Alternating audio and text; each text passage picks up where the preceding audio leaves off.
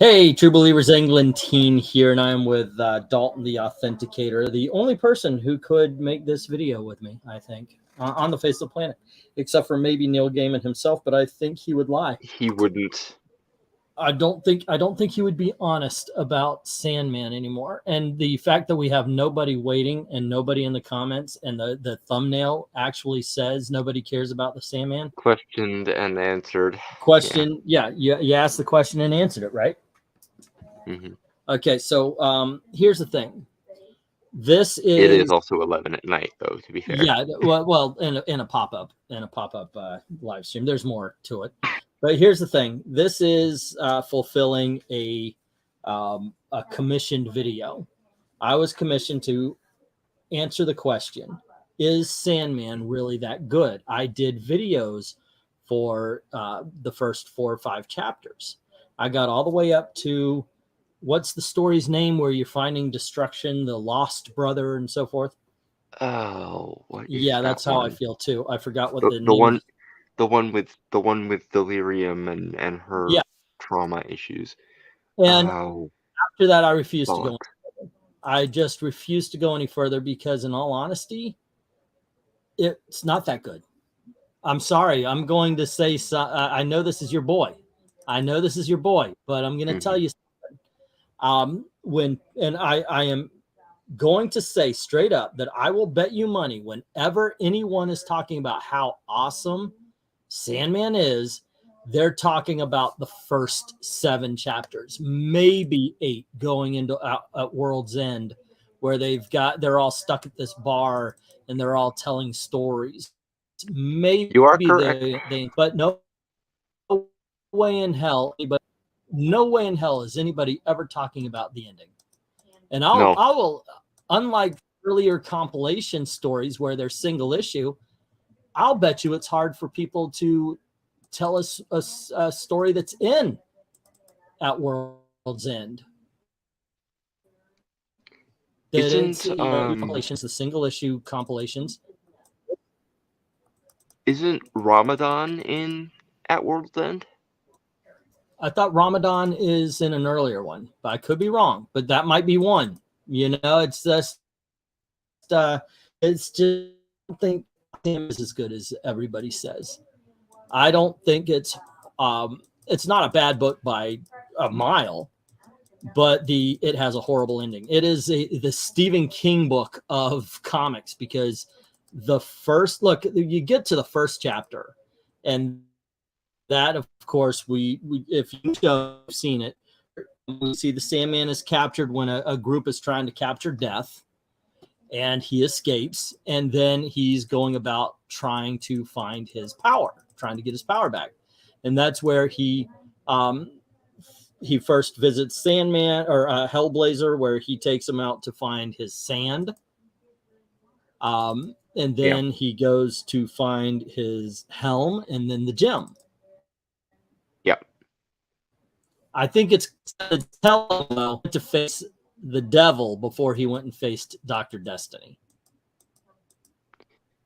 It is a little bit odd pacing wise. It's a bit odd pacing wise. You'd think as long as he was on Earth, he would deal with D, and then although, to be fair, if he had tried to get the gem prior to going to hell, he physically couldn't have touched it, because when he did try to touch it, it yoinked his power because away from it no longer belonged to him. Hello to Phantasm. Hello to Killer Bebe. I realized how much I misread the room as soon as Dalton said you are correct. You're not wrong. My brain blanked out near the end of Sandman. And we're going to go over this. Like I said, just to clear things up, this is me fulfilling a commissioned video.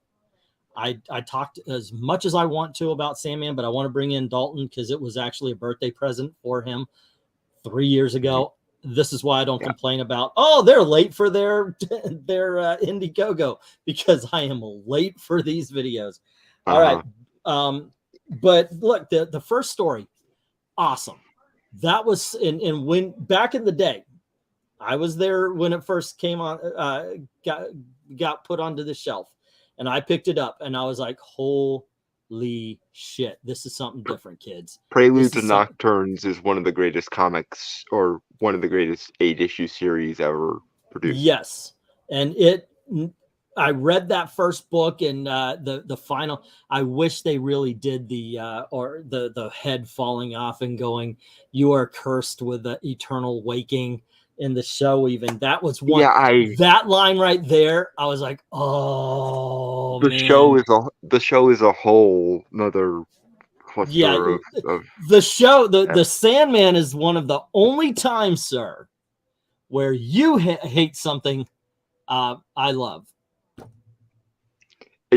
I'm just kidding. No, that happens all the time. I don't think it's one of the only times. I think it happens quite often. But it is kind of funny because the Sandman is quite interesting because there have been multiple DC characters who have held the mantle of the Sandman, the one that everyone knows and loves, or rather, I guess I should say, the one that unites them all, because that was one of the true pieces of genius of Neil Gaiman's run of the Sandman, but that is Neil Gaiman's run of the Sandman. I'll tell you what, I want to do some readings on the Sandman that Phantasm is talking about. I want to read the Wesley Dodds Sandman Mystery Theater. I love the look of them. I love that whole noirish kind of thing. But tonight we are talking about. Tonight we are talking about the one shot where they tied Dream in too. That was really great. That's very interesting. So we go through this thing. Let me tell you something. Once again, when it was on the shelf, it was absolutely amazing. And it's kind of, I had this argument once with my dad. I told him I'm not really a big fan of Bonanza, but my dad says, if you were around when it first began, you would have loved it. Now, he was there, and it was the first color television show. Mm-hmm. So he's saying, based on that, you would have been the wow factor. But of course, me wanting to be right all the time and being very much used to color, I said, that wouldn't have changed the fact that the stories suck. He goes, doesn't matter. And the thing is Sandman, we already had Swamp Thing with Alan Moore. Sandman kind of just plopped on top of it and said, no, this is what you can do with some one up. Books. Yeah. So we got that. We got the horror, the body horror of what happened to an old girlfriend of John Rachel Constantine, as she is just spread out over emaciated. A house. Yeah. Actually, her flesh covered the house is what it described as. That was her father. That was her father. Okay. That's it. That's turned inside out. She got emaciated because it was basically magical dream heroin, effectively. And then we get this awesome scene where the devil and he go into the mugging. He mugs Lucifer in front of all of hell's demons, and it is one of the greatest things I've ever seen. Because when you there's two times you expect a huge fight with him and Satan, and you don't get a huge fight either time. But I actually liked that the fight was conceptual rather than, let's go. That would have been kind of silly. Although, why on earth Choronzon would try to fight the Lord of Dreams and Stories with Dreams and Stories? Yeah. It's one of those they don't teach logic in hell sort of moments, do they? But the one that I think really blew me away in Preludes and Nocturne was 24 Hours. That there are a whole bunch, and if I were to make a list of 100 greatest single issue comic books of all time, that would be in the top 10. That is one of the most. For me, I guess I'm a little weird because for me, the one that does it is Passengers. I freaking adore Passengers. That's the death. No, the Passengers is the one where he's looking for the ruby and he meets Mr. Miracle and then John Jones. And then there's probably the greatest speech that he gives throughout the entire thing, the I am moving through your dreams speech. Mm-hmm. God, how I love that. But mostly, what I love about that story Hello is to ALOISE and hello to Ahsoka and Undead Quinn.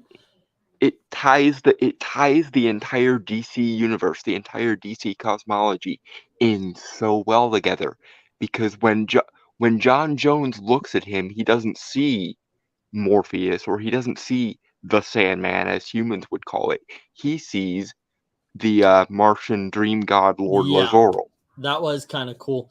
To speak to the misscheduling, I did change the schedule to 11:10. Unfortunately, for some reason, I guess when it went out, it was still reading 9:30, which is what they put in. YouTube put in. I never did. I meant to. What ended up happening is we decided, okay, we were going to do this earlier. It didn't work. Let's go now. And so I put in the time, but YouTube never changed it. I don't understand why they don't. We are talking about the Sandman tonight and why I think really nobody gives a shit. And this was a commission video from a friend, I believe it was FRAGMINION, who bought this as a birthday present to it was CHRONONAUGHT. CHRONONAUGHT, okay.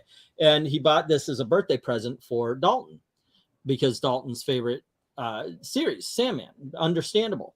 But as I was going along, I hit a snag and I was just like, I'm done. But I put it on myself to do an issue to issue. I could have just read all of it and had it one video done. I did the same with Tom King. Somebody said, asked, is Tom King really that bad? Well, I've answered that many, many times over the last few years in live streams.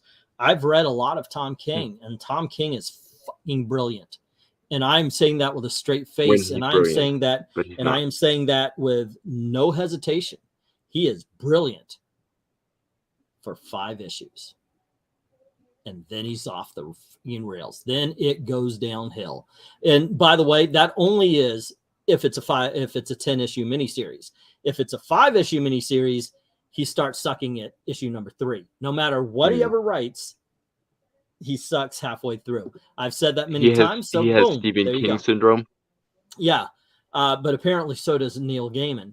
So 24 hours. You were talking about Passengers, which actually comes before 24 hours. And we get Dr. Destiny goes into a diner, and there's just normal people milling around doing their business, and they never leave. And you come to find out it is Dr. Destiny who's keeping them in that diner, and he decides he's going to screw with them, and he makes them go through the gamut of human emotion. And through whether it's love, lust, hatred, and then he breaks them down to their baser instincts, animal instincts, and Sandman shows up, and I am just shorthand describing it because I want you to check it out for yourself if you haven't already. It is, like I said, one of the greatest single issue books of all time. Let's see, the modern change where Undead Quinn is like you. He was raging on the show. I liked it more than Dalton did. I did not love it. As a matter of fact, there were parts of it that I just absolutely hated. The staff talking to him the way they did. No. Bad show. Him being Joffrey Baratheon all of a sudden. Yeah, freaking hated that. I'm sorry, but what you do is you have what they wanted to show, of course, was that he was changing. He was being less arrogant and so forth and so on. But it just didn't work. I'm sorry. I understood that it just made him the universe's whipping boy. Like everyone was morally grandstanding against him, and it was just infuriating. The TV show not having 50 years or I guess 75 years of Sandman continuity, couldn't do what they did in the books with Hippolyta and her baby and all that kind of stuff. So I understand why they had to change certain things, but I wasn't the biggest fan of the kid. It just didn't sit well with me. It's one of those things with me of like, if you're gonna do it, do it. If you're not gonna do it, leave it out, kind of thing. Yeah. Like don't half acid. Overall, I enjoyed it. It was the first 2 stories, and in all honesty, I want it to continue because the next stories are going. They're awesome. And I like the fact that they included the Dreaming of the Cats, which, by the way, we'll get to in just a little bit. Hold on, where are we? Phantasm, talking about the Midsummer's Night. That's in the next book. But before we do that, we have to talk about the way this book ends with Death. You get to meet Death, the first appearance, issue number 8. The one of only like 2 or 3 issues of the Sandman that's worth over $200 because of it, right? And I love Death as a character, don't get me wrong, and she is probably one of the best incarnations of Death in anything ever. But I do sort of resent that for a lot of people she upstaged Dream. Because let's face it, she's the goth equivalent of a manic pixie dream girl. Okay, so here's a question though. You make the TV show. People were mad because they race swapped, which is really silly. If you read the book, I don't care. Yeah, if you read the book, it's really silly because there is a scene in the TV show, even when he's looking at the princess and she's looking at an African version of Dream. But here's the thing: what would she be today? Goth was in back in the late 80s, early 90s. Would she be a blue hair harpy? No, I think she'd be sort of new agey. Would be my guess. She'd be one of those coffee shop Wiccan type people. Yeah. Great book though, as she's going around she explains she's everywhere. And she's doing the job. Yeah, she's everywhere doing her job. She's not just with Sandman. And these are just the ones that we're privy to because convenience, basically. And there's 2 instances that I absolutely loved. She goes to a baby and he's like, wait, that's it? And she says, I'm afraid so. And then to a man who has so far been immortal, he says, I've lived like 200 years, that's pretty good, right? And she goes, you got the same as everybody else. You got a lifetime. I love that line. That's not in am I mixing it up?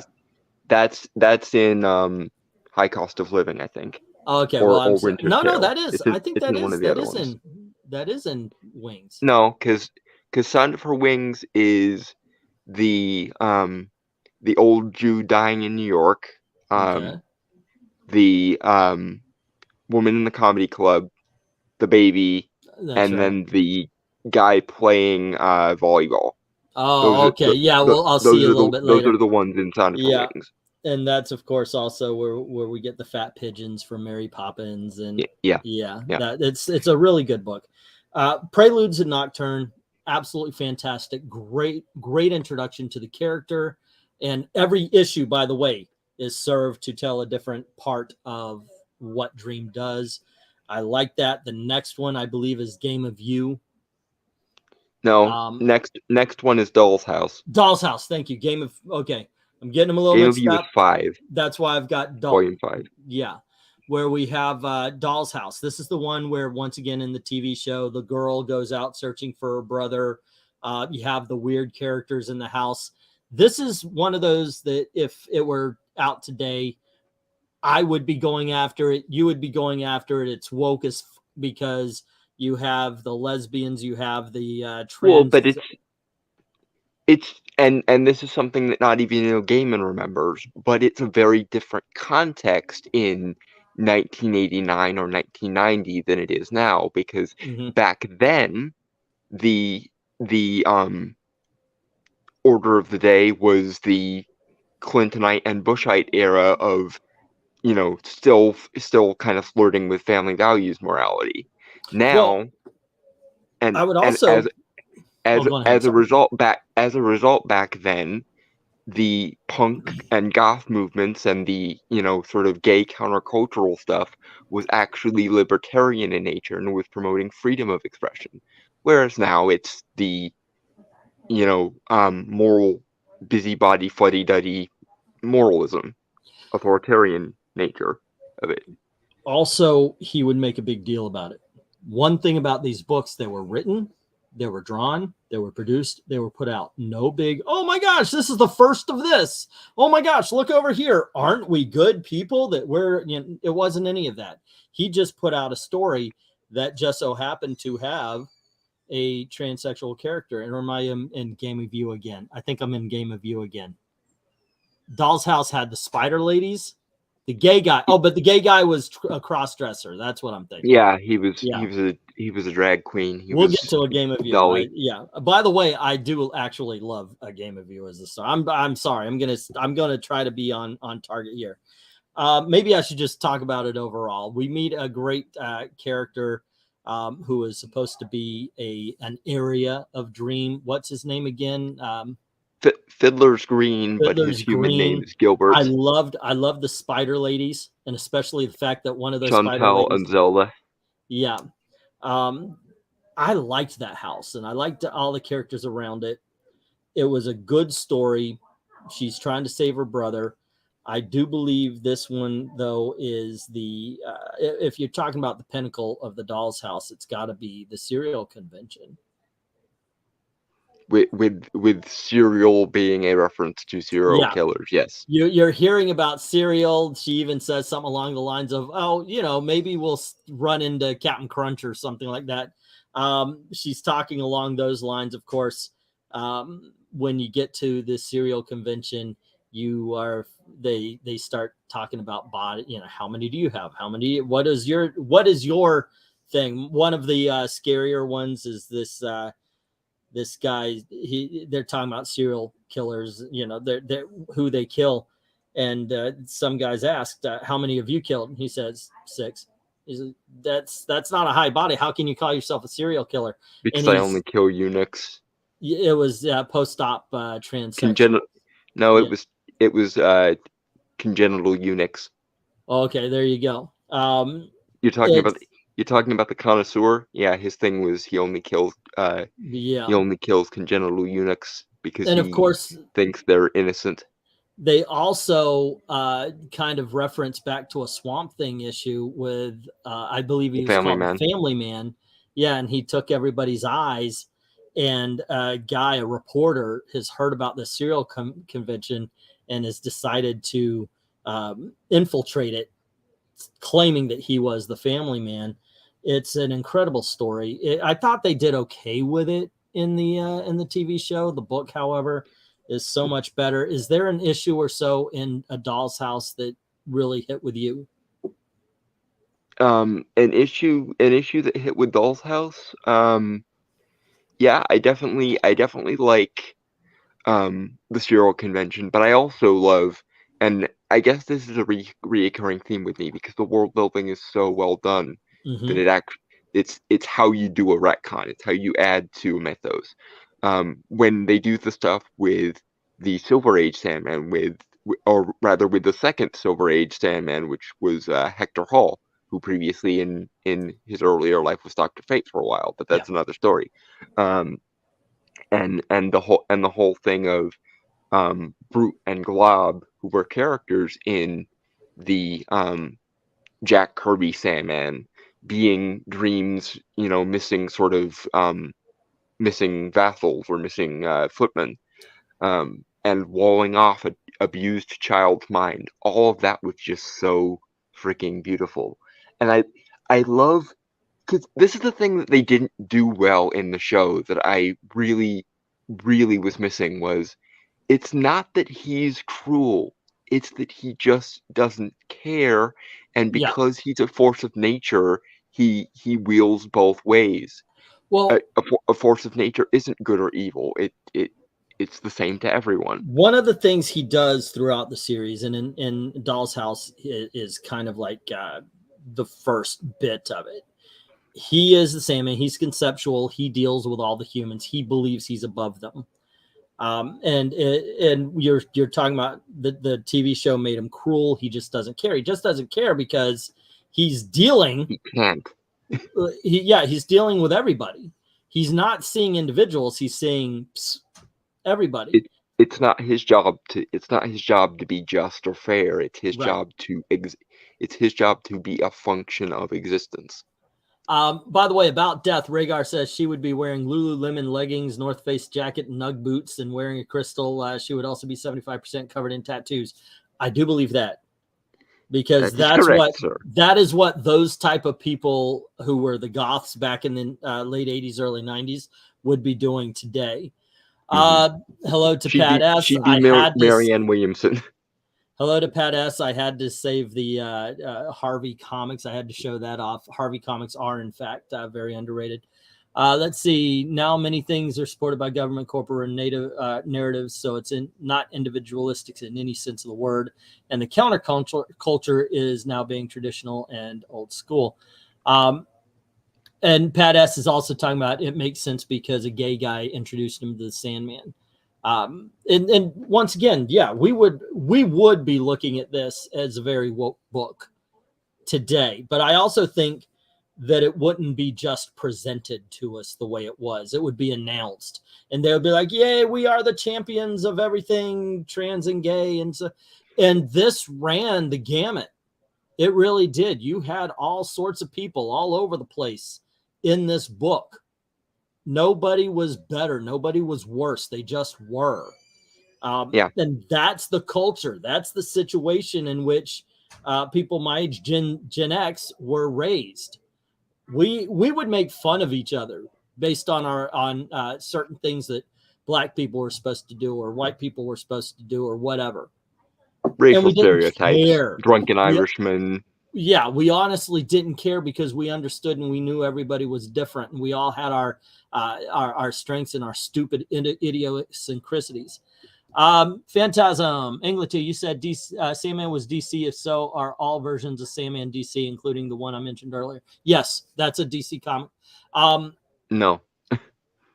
Marvel has one Sandman, and that's okay, I'm sorry. I understood it as the Sandman from there is one Marvel. But the Sandman you were talking about is DC. He's Wesley Dodds. He's actually a Golden Age character. After that, they gave Wesley Dodds, instead of the awesome gas mask and suit, they gave him a yellow and orange suit, or yellow and a sidekick. And in the context of the, sort of unified Sandman mythos, the backstory for that version of the Sandman is when Dream of the Endless, the embodiment of dreams, was bound and captured for 70 years. The universe basically rushed to fill the hole left by him not being there by giving mortals who were strongly connected to dreams powers, and that's where you get Wesley Dodds. All righty. People today who kvetch about woke would just see presence of check boxes. Yeah. But once again, they would also have announced it like, oh, so what's Sandman about? Well, we're the first people to present you with, be just we're getting off into the weeds. Okay. So. The next book up was the one with the 3 different stories or 4 different stories in it, right? Dream Country. I read this like nobody's business when I was younger. That was my favorite book out of them. It had 4 different stories, if I'm correct. It had Calliope, it had The Dreaming of the Cats, The Midsummer Night Dream, and then the one Faces, I believe it was called, right? With you're missing 2 of them. There was Tales in the Sand, which is where you get the backstory with Nada and Dream. Oh, okay. And then there's Men of Good Fortune, which is probably my favorite one, maybe of the entire series, where he and his sister make a bet with a mortal who wants to be immortal. Oh, that's right. Yes, that's where we meet Hobbs, right? Yeah, Hobgoblin. Hobbs. Yeah.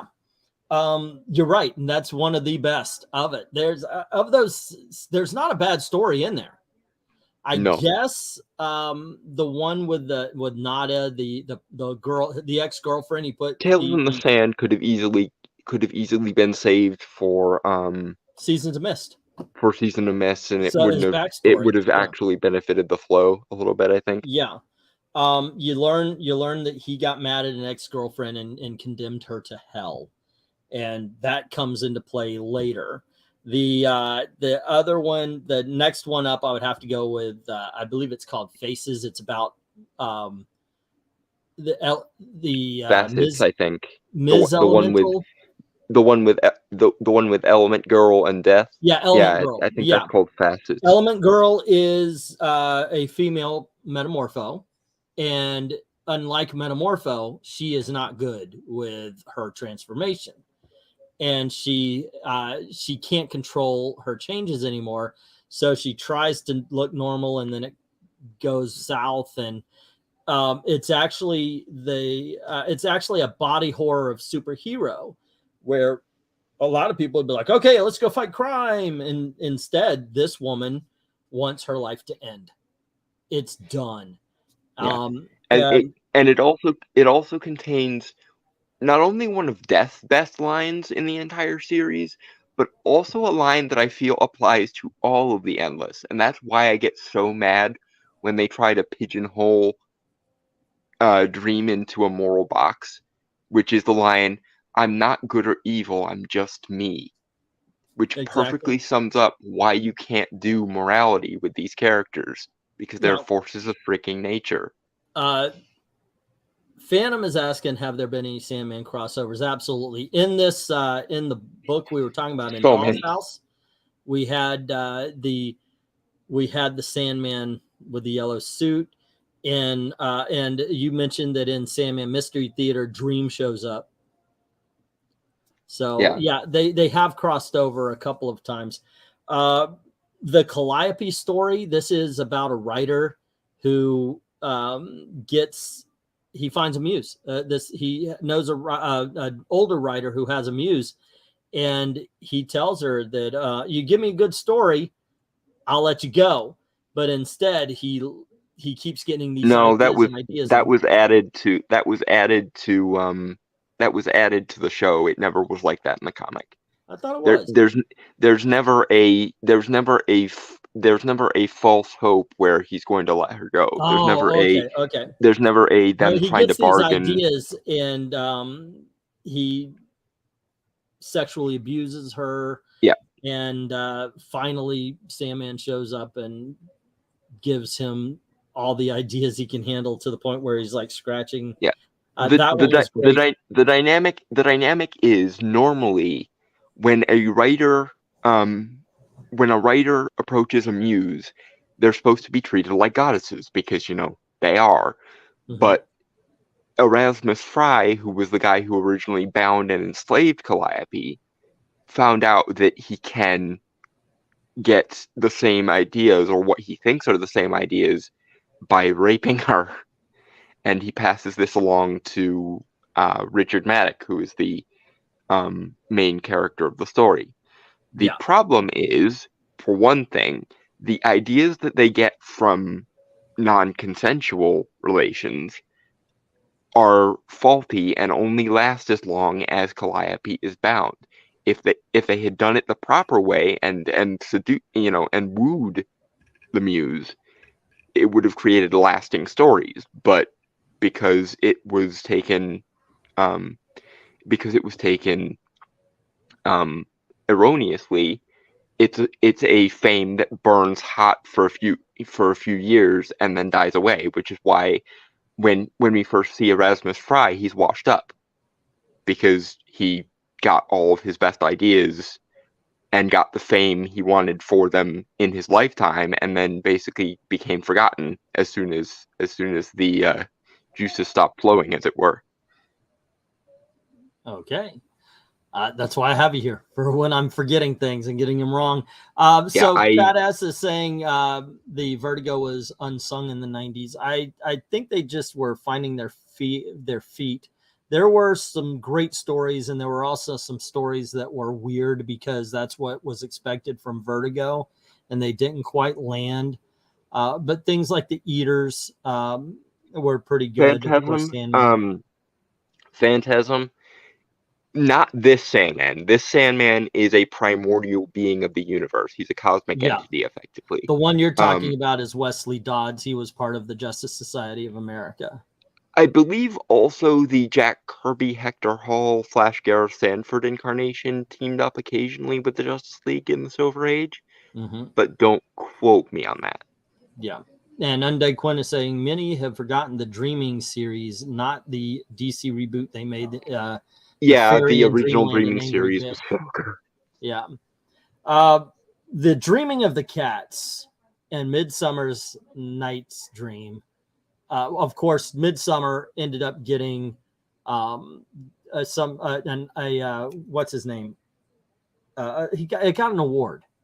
And then the only comic to actually receive a award for outstanding literature, I believe. Right, and then they changed the rules, so comics can't win that. So comics can't win again. Yeah. A lot of people like that one, and I did too, but I thought that Dreaming of the Cats was the best story, where you have cats getting together. They meet this one who was told by Dream himself that if she could get every cat to dream that they were in charge of the earth, they could rewrite reality. Yeah, could rewrite reality, that it had once been like that. Really good, really powerful story. The Midsummer Night's Dream is a masterpiece in dialogue, I think. You're not kidding. It is all about the dialogue. It's all about the characterization. It is set to the play, The Midsummer's Night's Dream. We find out that that the Sandman had met Will Shakespeare and kind of commissioned that was in Men of Good Fortune when they set that up. Right. This is the callback to it. Yeah. Basically, during the events of Men of Good Fortune, when Dream is making his centennial visit to Hop Gadling, his friend, he runs into Will Shakespeare at the beginning of his career in 1589, and he's down on his luck. He doesn't have the appropriate inspiration, but right. Will Shakespeare basically all but says, "I would give anything to create stories that would last after I'm dead." And Dream, of course, hears this and goes, "Well, Mr. Shakespeare, as it happens, that's sort of my exact purview. Let's see what happens." So we will make a deal where I will give you all of the stories that will last after you're long dead, and in return, you will write 2 of these for me. The first, which we see in Midsummer Night's Dream, is essentially Dream commissions the play Midsummer Night's Dream for the Summer Court of Fairy, and then the Lord Chamberlain's men perform it for Oberon and Titania's pleasure. All right, and it's really good story. Recommend it. If you were to get just one Sandman book, this would be the one I would say get. It's absolutely fantastic. I mean, it's hard to choose just one because there's so many good things, especially in the earlier issues when it's still highly connected. Yeah, to DC. we're in my opinion, we're 3 books away from Sandman starting to go downhill. But the Dreaming of the Cats, that the one you're talking, we've spoken of, but we haven't explained. It's Sandman goes into a bar with his sister. By the way, this is not the opening of a joke, and they're doing what they're just sitting there talking, and she mentions that he needs companionship or something along those lines. I might have it backwards. You're going to no. What happens is while they're in, they overhear him. They overhear him. In 1389, Hob Gadling is boasting to a bunch of his drunken buddies, "Oi, this whole dying thing is a mug's game. People only do it because they see everyone else doing it and they just go along with it. They don't stop to think that they By the way, don't have to." I am attempting this. I am absolutely I'm getting into my mindset, so I will be immortal. Anywho, yeah, and then of course they meet every 100 years and you hear about his life, and it's very interesting to find out how people would live if they were immortal and such, especially at that time. Nowadays, I think it would be like, okay, 100 years, now we have a picture. It's also really good because you sort of see a microcosm of history through the various times they meet up. Like he meets him in Elizabethan England, and everything's riding high. And then the next time he meets him, it's during King James's reign. You know, the witch-hating, demon-hating bastard that he was, and so everything's gone to pot. And then there's the whole thing with the slave trade, which of course they had, like, but it's actually well done and not, you know, oppression bullshit narrative. And the other thing I love about that is it also gives lie to one of the biggest lies of what you could call the progressive mindset, which is that history always needs to move forward. But then you look at Men of Good Fortune and you see, okay, there's a golden age under Queen Elizabeth, and then immediately following it, her descendant is a paranoid bastard and starts all the, you know, what we would call historically the burning times. I think even Hobb gets tried as a witch because people realize, hey, you've been living here for 80 years and you haven't aged a day. There's some supernatural chicanery going on here, witch. Right. Great book, but it is not. I think it's great. And I said if you're going to get one, but if I'm actually to point out to the best of the Sandman, it's probably the same one everybody else would pick out, and that's the Season of Mist, which is the next one. This is Sandman finally decides to go and free his girlfriend that he had committed to hell, and he is expecting a big fight with Lucifer.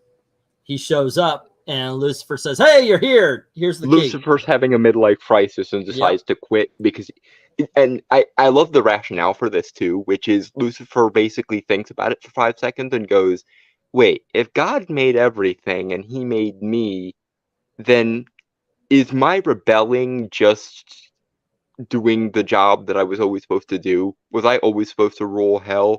And if so, wouldn't it be more satisfying to close the gates of hell entirely, you know, scamper off to Earth for my own miniseries, which this ties into, and basically screw up the cosmic order?"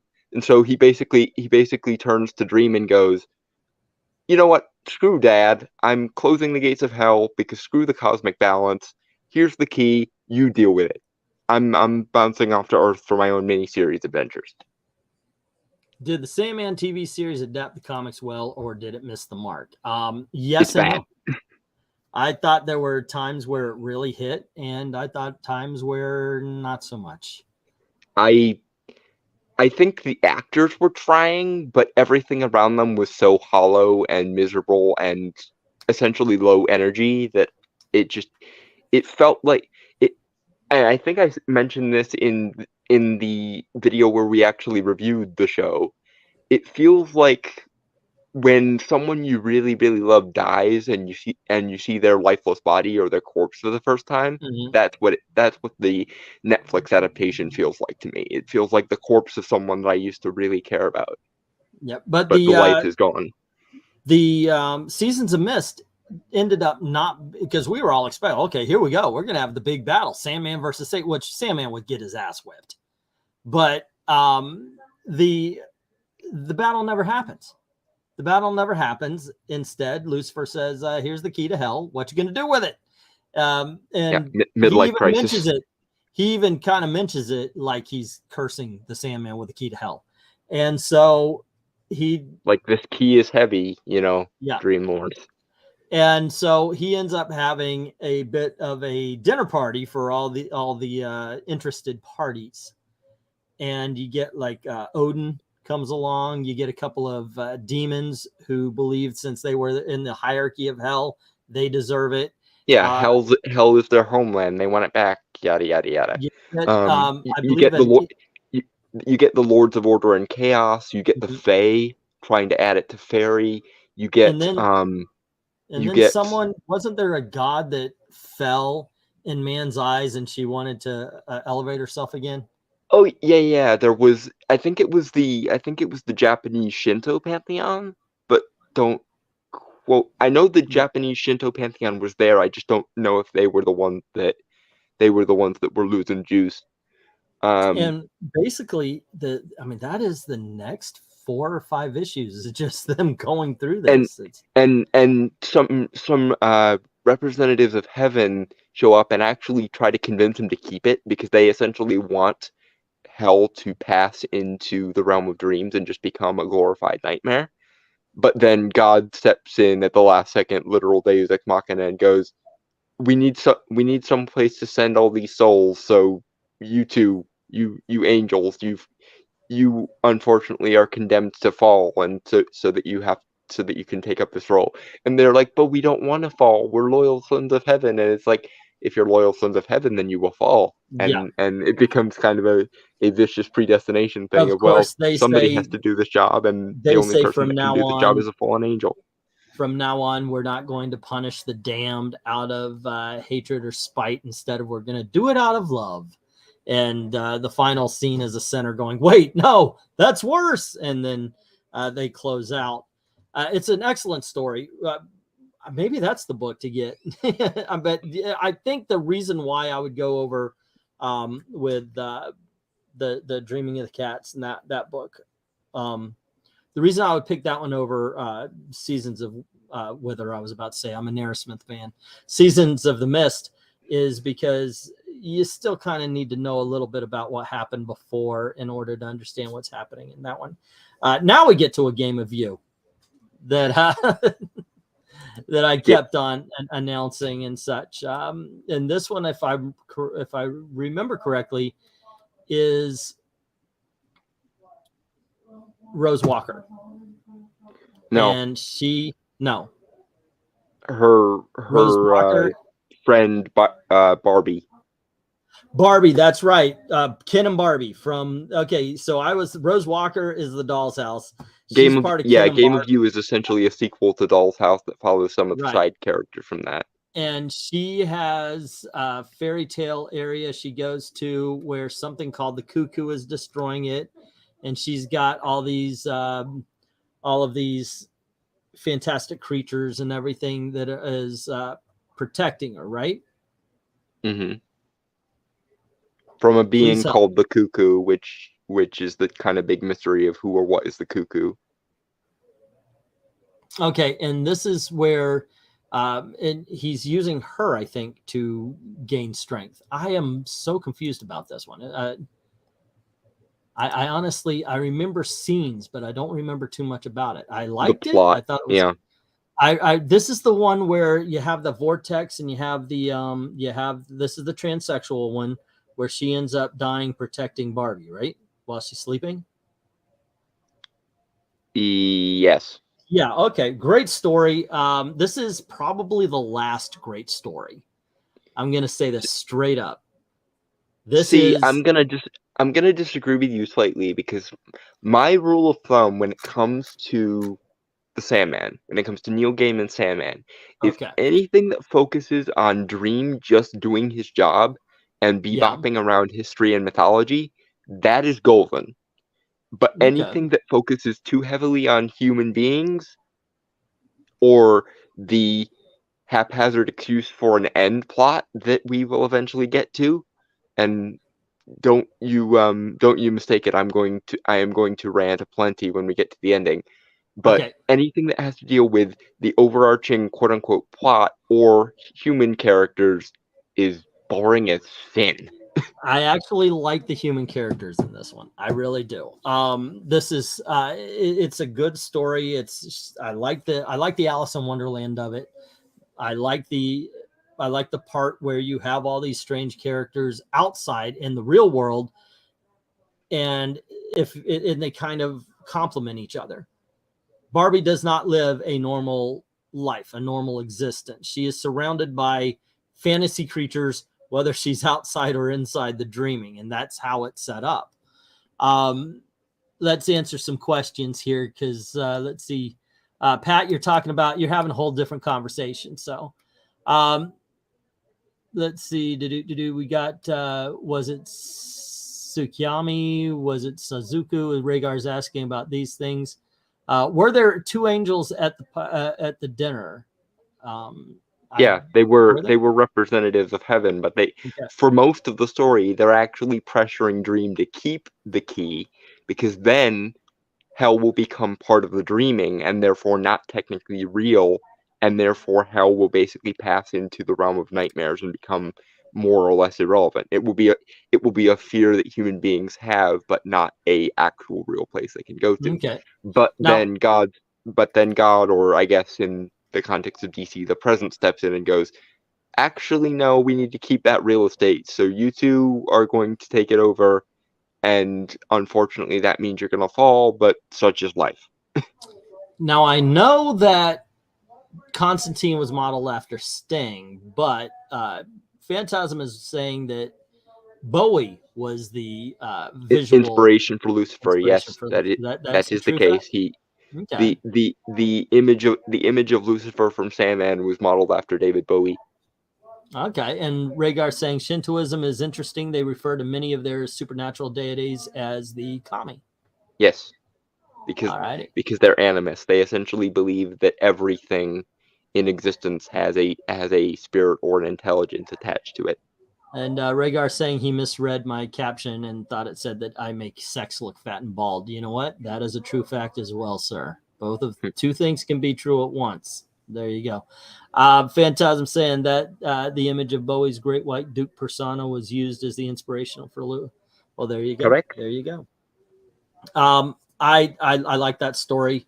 This leads us after Game of You, which once again I think that's the last. And by the last great story, I mean the last like 9 chapter thing.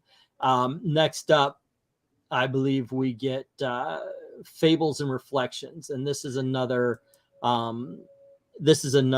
anthology issue stories, an anthology. Yeah. Let's see. Here we have, and I'm looking this up, by the way, so I don't embarrass myself the way I did before. We have 3 Septembers and a January. The mostly true story of Joshua Abraham Norton, the first and last and only emperor. I love this story. God damn, the emperor of America. Oh God, I love this. It is so good because this guy, and I have heard of Joshua Abraham Norton when I was a kid. We heard stories all the time about him. This is a guy who believed that he was the king of America, and since he was a kind of happy, crazy guy, a lot of people, they didn't care and would give him food or give him money to buy something. Maybe they indulged him.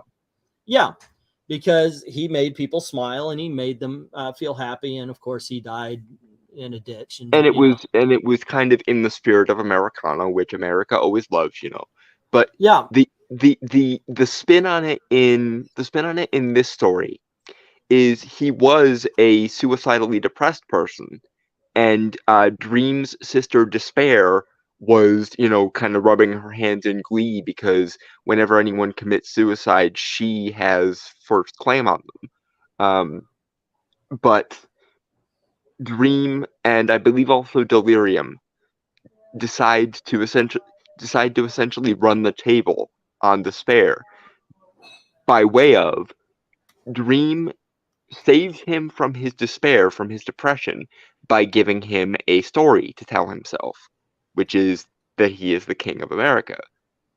And by virtue of being King of America and being happy thereby, he dies without being Despair's property. And this is what ticks off Despair and eventually leads to Despair and Desire basically viscerally hating Dream's guts and wanting to undermine him. And by the way, Despair and, well, actually, no, Desire and Despair, because Desire is definitely the more schemy one of the two. Desire and Despair are basically the closest thing that Dream has to a villain, quote unquote. The other stories, and I'm not going to talk about all of them because there's like 10 of them in here. We do have Ramadan. It's but the August is one of the greatest. Song of Orpheus, where we meet his son and how his son became a severed head. And Ramadan, you brought up. Thermidor introduced us to Joanna Constantine, who is transferring said head.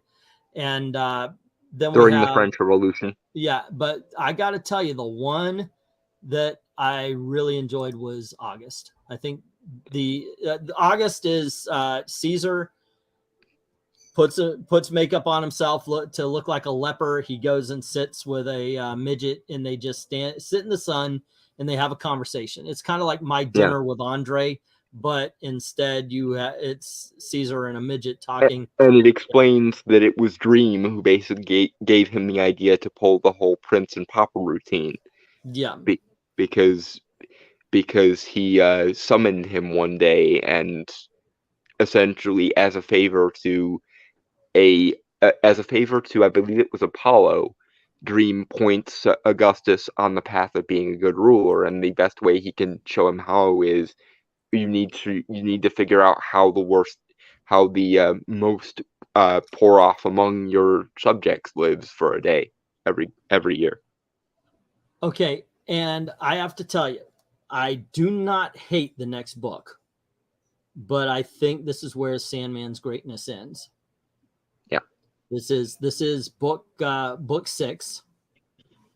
It's a great short story book. It really does have some good, powerful, strong stories. The book 7 is called Brief Lies. All throughout this story and all throughout the issues, we're hearing about the lost brother, which I believe is Destruction. Yes.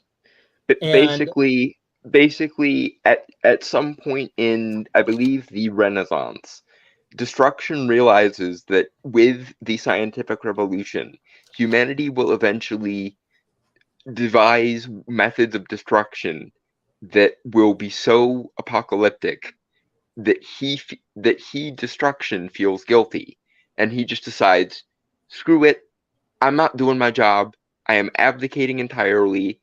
Destruction can be a random force for all I care, as long as I'm not the one responsible for it. Let's see. The comic is deep. Hold on just a second. Let me go. Rhaegar Targaryen Lucifer TV show was a cop show. The comic is deeper, says Undead Quinn. Lucifer is a DC comic show. Yeah, and look, I like the Lucifer TV show. But he's right. It is just a cop show. Yeah. It is based on that. It is based on that series, and indeed that concept, though. And in fact, I really was hoping that they would bring Sandman into the Lucifer TV show, because in the comics, it's Dream who rips off Lucifer's wings because he asked him to. At the very least, we did get a Constantine Lucifer crossover. We did, and it was glorious. Even it was like the best scene in the entire thing. Even the Danny Waters Lucifer, he has motives of a madman, and Rhaegar saying Caesar and a midget talking sounds like an off-Broadway. Sir, I think we can get it on Broadway. Correct. I think we can get it on Broadway. You are correct, sir. Okay, so you, in order to answer the question, now you might have a different opinion, but this was asked of me, and I will say, is Sandman really that good? There's 10 chapters. There's 6 excellent chapters, and 1 good one, and 1 okay one, and then 2 excruciatingly, painfully bad, abysmal. And I just want to say, for as much rose-colored glasses as I have about Sandman, I have always maintained, and you guys can go back and look at live streams where I've talked about this before, but I've always maintained that Sandman is one of the greatest comics ever written, but it also has one of the worst endings ever written in a comic. The Brief Lies, they look for destruction. They're petty. I mean, you actually see some character development in Morpheus that's done in Brief Lies. The next story is at World's End. I'm going to just shoot through these because I'm not interested in talking too much about the last few Sandman books. At World's End, it's another collection of short stories. It's fine, but it's nowhere near what we got before. And then we get to the Kindly. Do I still have that? Yeah. Okay. Rhaegar, you want to talk about the ending? We will talk about the ending. We will talk about the ending, but we have to in order to explain this, I have to basically give you some office politics that was going on with DC and Neil Gaiman at the time. because he wanted a guarantee that DC wouldn't continue with the character after he was done with it.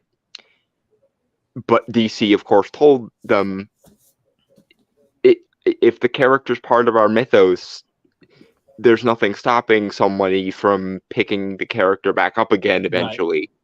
Right. And so Neil Gaiman put it into his head that he was going to give DC one last middle finger on his way out of the door.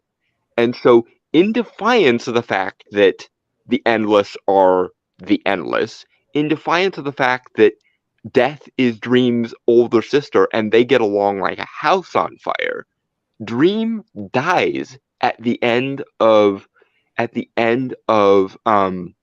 Ones. The Sandman. And rather than have his mantle be taken up by any of the characters circling the sort of Dream orbit, any of the functionaries or people who are loyal to Dream take over for the job, they come up with this pissant, annoying little demigod named Daniel Hall, who is, for plot reasons, the son of Hector Hall.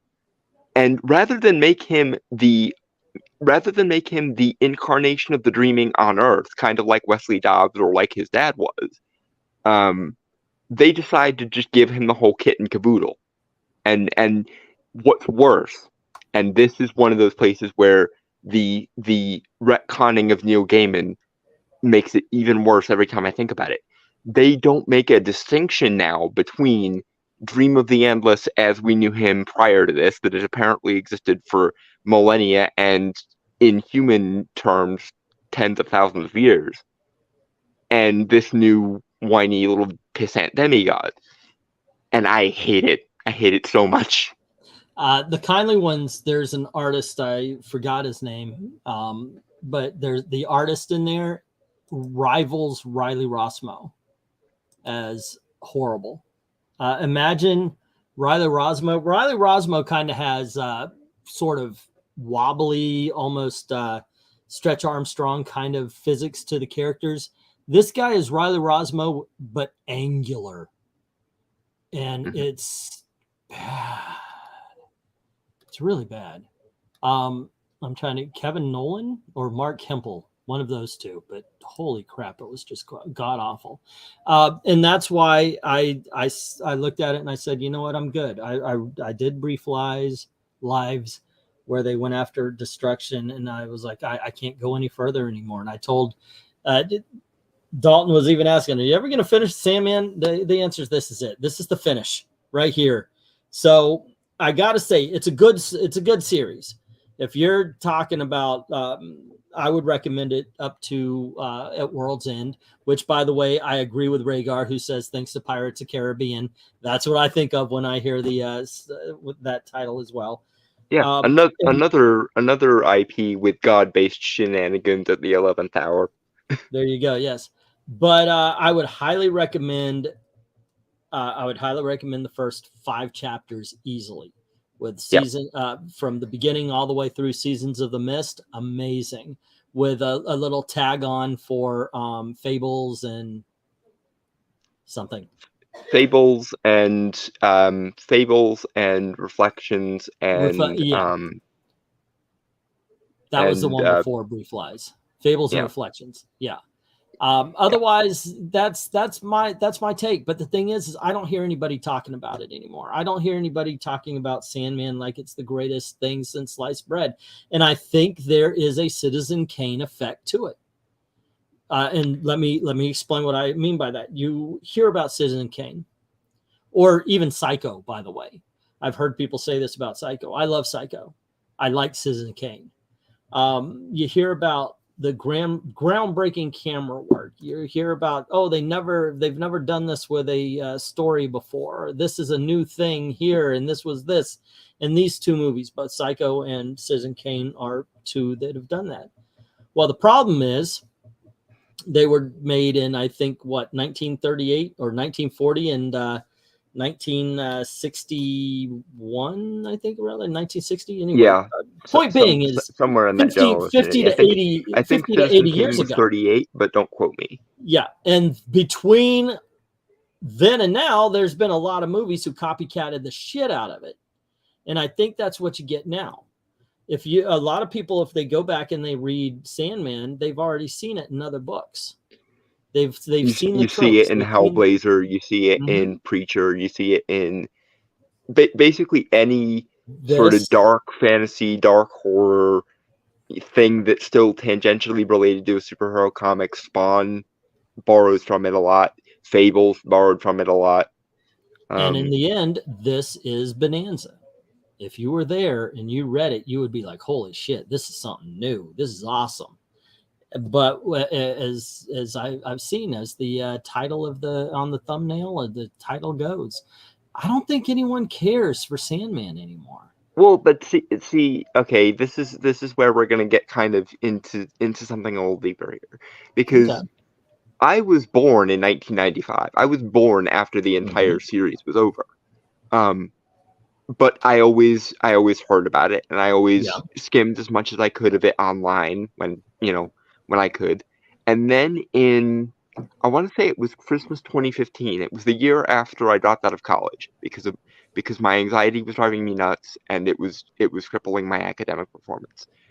I was in a very, very dark place around that time, and damned if it wasn't the Sandman that literally pulled me off the ledge. Like, I was genuinely contemplating suicide, and then I read Sandman, and something about that story resonated with me so hard that it basically single-handedly pulled me off a ledge, for all intents and purposes. So I guess I'm something of a counterpoint to the you had to be there effect. Like, I guess a little bit, but here's the reason why I think it doesn't work, or why I think it doesn't have as much staying power as it would like, and it's that goddamn ending. That ending where Neil Gaiman put his own ego and his own desires above what actually made sense for the character, above the in-universe logic, above the world building. He basically spited one of the greatest stories ever told in the superhero comic book medium. And yes, Sandman is a superhero story, and don't let anyone tell you different.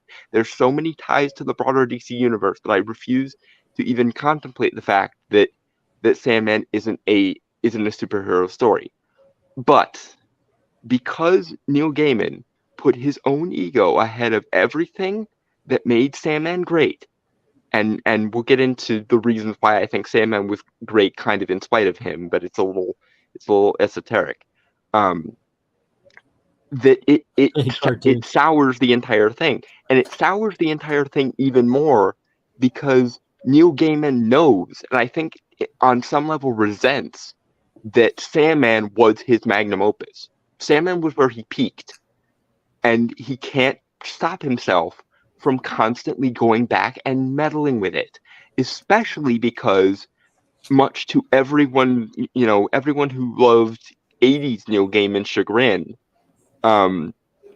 he became a massive SJW, and he became such a massive SJW that he refuses to tell the difference between the aforementioned, punk and goth movement infused libertarianism and freedom of expression that was the 80s through the 80s and 90s version of the left, and the modern moralizing authoritarian version of the left, which gave us the social justice warrior.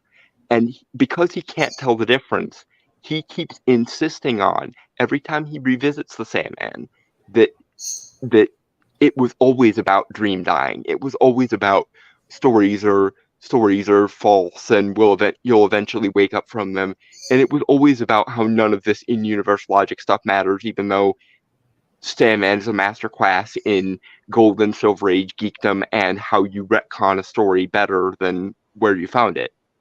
But, I guess, 80s Neil Gaiman and even 1994 Neil Gaiman are going to have it out if we ever get time travel involved. But yeah. Let me ask. I guess I mentioned, because I'm going to close out here. I mentioned that Sandman had 6 awesome stories, then 6 awesome chapters, 1 good chapter, and 1 not bad chapter. So would that mean this is about 75%? If there were 10 chapters in it, that's the way it ended. Because I would literally write off the last 2 chapters. They are just ignore the ending. Like, I don't even, I revisit the Sandman as often as I conceivably can, and I always stop right around where you're talking. I always stop right around at World's End, because there's no need to go on any further. The ending, not only does the ending not make sense, and not only does the ending spite everything we've learned up until this point, but it doesn't even, like, again, even if you wanted to kill off Dream for spiting, you know, DC sorts of reasons, have him be succeeded by one of the other high-ranking members of the Dreaming. Have Lucian do it. Have Matthew do it. Have Rose Walker come back and do it. I don't even think that would be as bad. But because you had to insist on, not only is he gone, but he's been replaced by someone who's exactly the same as him, who never earned any of the grandeur or gravitas that we spent the last 75 issues building up. It's just, it's so spiteful and nonsensical, because it doesn't even take its premise to its logical conclusion. It takes its premise to, I literally came up with this 5 seconds ago, and I just want to give DC a middle finger while I'm walking up the door. Cartoons and Comics is saying Sandman is about punk rock plus fantasy clerical work infused with a libertarian idealistic nature side. Yes, there we go. That's one way to look at it. Undead Quinn says Gaiman's American Gods by Dark Horse is like the book Thank God. A book like Coffin Bound is written a lot like Sandman. Let's see. I'm glad, of course, I put it up there. Phantasm's mentioning. Glad you were able to pull yourself out of it. So am I. Yeah. It actually went on to infuse my spiritual practice. I specifically got into the Greco-Egyptian magical papyri and the Orphic hymns, specifically to hopefully one day summon up the Greco-Roman god of dreams, Oniros. So it had that much of a big impact on me. That's a mindset that, in all honesty, I can't even understand. I just honestly do not understand the mindset that would drive somebody to suicide. I've dealt with it before, and always, and every time I've had family members, I've had friends get in that particular mindset. I just don't. I've never had that. And I understand that it, I understand it's a serious thing, but yeah, it just never really occurred. And I hope you never do get to the point where it sounds like a good idea. The only time I could ever think that I might is if it were to be a situation where I just get to, and I'm done living out of habit, that would be it. I guess, yeah. But basically, to put it into perspective, I was dealing with an as yet undiagnosed severe anxiety disorder, and it was making my heart go so fast that when we eventually did go to a specialist, the doctor literally said that I should either be feeling lighthearted or I should be unconscious, because my heart rate was beating so fast that they were surprised I didn't rupture a blood vessel or that my heart didn't explode like a freaking water balloon. My parents were told, I'm sorry.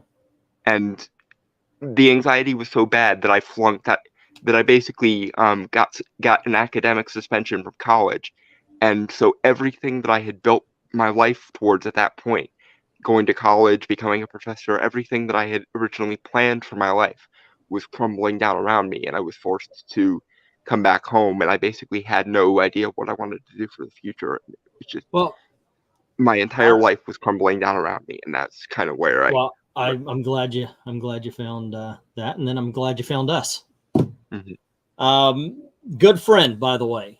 That's one thing that I do appreciate look, I understand this channel got shadow banned, but the people who stuck around, the people who stick around, and even the new people, we create one hell of a community here. And I'm glad everybody's kind of welcoming. I mean, granted, you got your fights between person here or there. I know you and Ash don't exactly get along all that much, but it's still it's YouTube drama ultimately. Yeah, it's a good it's community. Part of the game.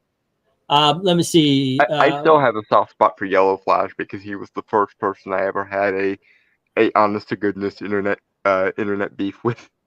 Well, yeah, I know. Yellow Flash yelled at me for 2 weeks. There you go. You can't put a price on that, right? All right. So Rhaegar saying, I'm happy that you found those stories and when you endured the dark night of the soul, and that you are here talking to us now. And that's one thing. Actually, I made a video a while back, and maybe it's one I need to repost or something. It was called "Why They Matter." A lot of times, especially now, we'll say, "Hey, don't race swap the character. Just make a new." Why do you care? Why does it matter? Well, for a lot of us, at some point in time, we may have just felt a little off or suicidal or like an outsider. And we have turned to these 4-color fantasies, and something in them has had changed us and made us go, okay, this is awesome. I tell everybody, with me, X-Men 150 has a message. Cyclops said it. With life comes hope. I was told, my parents were told, I should say, that I would not live past 6. I was born with pneumonia. I can't process water right, guys. There will be times where my body will shut down, and you can pinch my skin even, and it would just stay up. And usually I am drinking water like nobody's business that day, just so I don't dry the fuck out. Get that dehydrated. Yeah. By the way, if you guys, I don't like pointing stuff out like this. I'm actually a very vain person in some ways, but if you ever see me licking my lips, it's because they're drying out. And that happens. I mean, like literally, I could feel them crackling. So you'll see me. I'll put the water bottle, but I'll drink it weird, putting both lips into it. So I'm pretty prone to dehydration myself. I drink like half a gallon of milk a day, and I'm still usually I was in the thirsty. hospital as a kid. I was in the hospital quite a bit, and I was in the hospital for that. And yeah, so I'm constantly. That's why, I mean, I've literally, I'm sitting in front of all sorts of liquids and such like that. But that was it. So I turn to these things, man.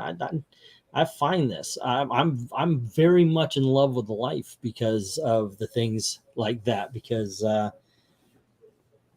look, I mean, it could be tomorrow, right? I hope not. I want to see at least one of my daughters walk down the aisle. I want to hold a grandchild, you know. That's where I am now. Sandman, I'm glad it was for you, man. I'm glad it was for you. All right, let's see what we got here. The bird looks like someone used an invisible marker. I know, right? Isn't that awesome? That's a green bird on a green screen there. Let's see. What do we got? Have y'all ever thought about having the host of Comic Tropes on the stream? Well, there's a problem with it, and I would love to. I would love to talk to any of them. The problem is, Comic Tropes isn't a shadow banned person getting only 118 views a video, and so a lot of people don't like to associate with the lepers, basically. Right. Yeah. If you're going to do a collaboration, you want to do somebody who's equal or up. So it would absolutely benefit me. I would love to do something with Comic Tropes, but do I think it would happen? Not really. It would be nice to have a conversation with people who know comics and such. That's why I love having Eric Breen on. I love having MARANYA on. Paolo, if you guys haven't seen him, is freaking genius when it comes to comics. I thought I knew a lot. Wasn't he a writer for comics for a while there? Wasn't he one of the ones that translated Western comics into I don't know. I know some language? What's his name? But yeah, I don't know. R.I.P. to Tina Turner. Yeah, she passed today. now for a Moon Girl and Dinosaur is for editors makes confusing. Okay. It was suggested, 2 things were suggested to me in the last couple of days. 1, bring back commissioned videos. I will have to figure out a way to do that so I'm not overwhelmed. And 2, do If I Wrote, which is an old series this channel used to have. And I would take characters I thought were being miswritten or, you know, and either I would do it or my brother would do. I have an idea for Moon Girl and the Devil Dinosaur, and I've had it for a long time, and they've never implemented this kind of thing. And to be put very simply, Calvin and Hobbes. That's how I would remove Moon Girl from continuity, and I would make her Calvin and Hobbes. I know it's ripping off somebody's idea, but I mean they're doing that already. Someday I want to get the Calvin and Hobbes omnibus. Those are really good. But for a comic strip, those are really good. Yep. Let's see. Don't go to the West Desert States in that case. Yeah, it's look, I thought it was kind of funny. I heard a George Carlin special, and he's like, "Why are people walking around with their own water bottles?" I'm like, well, because hydration is important, George. Yeah, it's kind of funny. A friend of mine, Al, great guy, he actually said that, well, I know what's going to kill me because I've had problems with it all the time. If you've had problems with something all your time, you know what's going to kill you. And I say, yeah, I kind of do. Yeah, I'll probably die of a heart attack given the whole anxiety thing. So, yeah. Yeah. What was the shadow ban for? Disagreeing with Ethan Van Sciver. I got mass flagged. It was around that time. Now, actually, that's not true. I can't prove it. We don't know who it was probably even before then because of all the living rent-free in Marvel Comics' writers' heads. There were a couple of things that happened around the same time. So it could be, I was told I was mass flagged. So a whole bunch of people came in and flagged me. Now, there probably, were 2 things. War campaign. There were 2 things that happened. Ethan Van Sciver had this group of guys, douchebags, the lot of them, all of them. They literally trolled anybody who disagreed with Ethan Van Sciver to the point where it was fucking harassment. One guy, sketch comedy or something like that. He freaking tried to go after me. You keep calling him sketch comedy because he was a fucking joke. Oh, but he was a soldier. Yeah, you know what? My dad was a soldier in Vietnam, and he introduced me to a bunch of people. Some of them really good guys. Some of them jackasses. I'm sorry. Being a soldier doesn't mean that you're automatically an angel of God. It doesn't. Sorry. I know we're supposed to say so. Some just like killing people. Yeah, but anyway, they mass flagged. But there's also that Vox guy, the what's his name? Carlos Maza. Yeah, it was also during the adpocalypse that happened as well. And also I had done a video about the racist treatment of Monica Rambeau. And man, did I get a lot of people coming in. They were new. My channel, boom. People were like, oh, this boy knows the truth. You know, a whole bunch of people coming in. Loved the video. And then I was like, well, yeah, I'm a Trump supporter. And holy shit, did a whole bunch of people turn on me. Live by the sword, die by the sword. So the thing is, I can't point to any one thing because all these things happened at the same time that I got shadow banned. So I could have pissed off someone who came in because they liked that I did the secret origin of, or the comic book origin of Nubia, or they liked I did the racist history of Monica Rambeau, but then I ended up being a racist conservative. When you're honest and principled, you will end up pissing someone off. Yeah, if you put your opinion out there, you're pissing someone off. It could have been the Vox adpocalypse. It could have been the war campaign flagging me. I honestly don't know what it was, but it was around that time that it all happened. So there you go. All I know is I can't quit. I put so much fucking work into this thing. I even started another comic book channel, which I largely ignore because I just love, this is my baby right here. I love comics. And unfortunately, there we go. I had an idea because the first issue of Batman shares a similar story to The Shadow. I was thinking maybe there could be a request for Who Did It Better videos. That would be awesome.